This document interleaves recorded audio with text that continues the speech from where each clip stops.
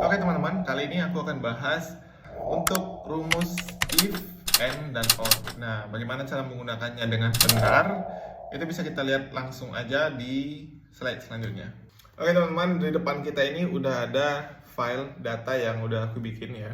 Di sini yang aku mau bikin, anggaplah kita ini adalah seorang guru ya kan. Jadi bagaimana cara kita menentukan anak itu lulus atau tidak tanpa kita ketik satu-satu. Misalnya kita ketik ini kan, kalau ini kita perhitungan sendiri kan. Misalnya nilai minimalnya itu 70, maka itu dianggap lulus. Kalau di bawah 70, maka itu dianggap tidak lulus. Jadi yang pertama, aku langsung kasih tahu aja untuk fungsi if itu digunakan untuk menguji suatu kondisi dan memberikan hasil yang berbeda tergantung kondisi itu benar atau salah.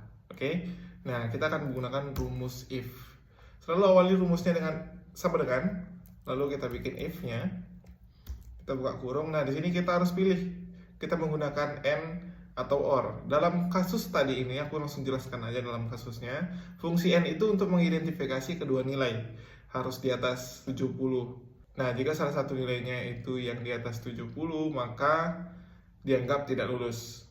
Nah, dia harus kedua-duanya yang 70. Itu fungsi kalau kita pakai and. Nah, sedangkan or, fungsi or itu jika di antara kedua nilai yang berada di atas 70, maka dia dianggap lulus. Misalnya nilai satunya itu 70 dan nilai keduanya itu 30, dan itu dia dianggap lulus karena salah satunya itu 70 dan mencapai rata-rata minimum. Contoh kita anggap kita menggunakan n-nya. If, buka kurung, lalu kita tulis n, buka kurung lagi, baru kita tekan nilainya. Ini untuk pertamanya, kita tekan nilainya, lalu kita bikin lebih besar dari 70. Lebih besar, rumus apa? Simbol lebih besar tuh tahu kan? Yang lebih besar. Oke, mulai lebih besar dari 70, baru kita bikin tanda baca titik koma, lalu kita bikin nilai keduanya lebih besar juga, lebih besar dari 70, harus lebih besar dari 70, baru kita tutup kurung dan kita bikin lagi tanda baca titik koma,